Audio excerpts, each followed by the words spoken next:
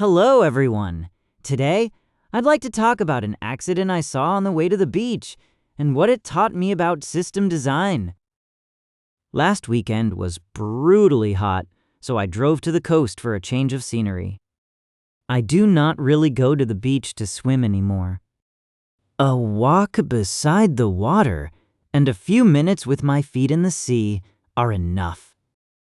But before I reached the coast, I saw something that stayed with me. A car had crashed into a guardrail at an expressway exit. About 5 young travelers were standing beside it.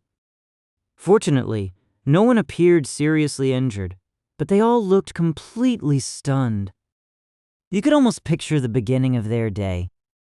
Everyone gets into the car, talks about the beach, and expects a good weekend together. Then, in a few seconds, the whole plan ends beside a highway. My first reaction was not to wonder who was at fault. I remembered how easily it could have been me. When I was younger, I rented a car in the United States. I knew that Americans drive on the right, while people in Japan drive on the left. Still, as I entered a road, my hands began steering toward the side that felt familiar. A large truck was coming toward me. My mind understood the rule. My body followed years of habit. That experience makes it difficult for me to simply blame visitors who make the same mistake in Japan. The danger does not come only from careless driving. It also comes from 2 incompatible systems meeting each other. So why did the world never choose one side of the road?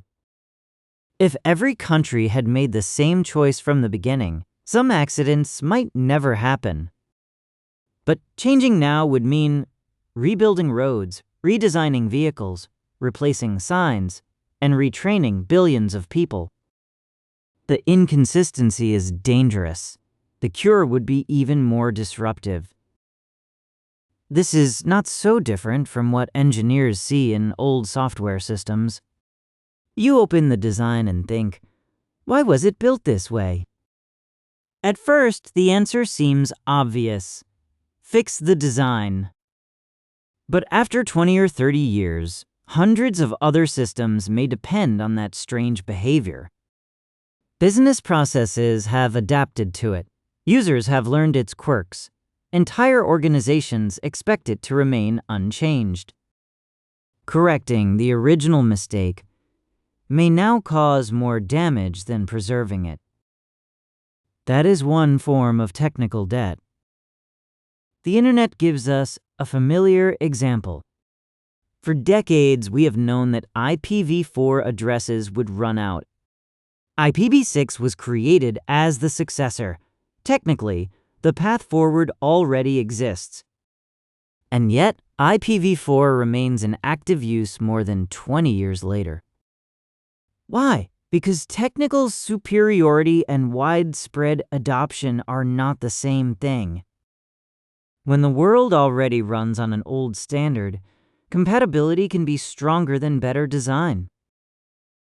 We like to say that the cheapest time to make the right design choice is at the beginning.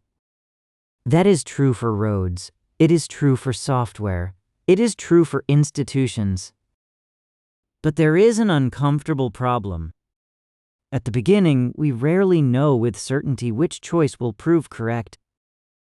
We usually discover the mistake only after an entire world has been built around it. So, good design is not only about choosing wisely, it is also about preserving room to change. Thank you for listening.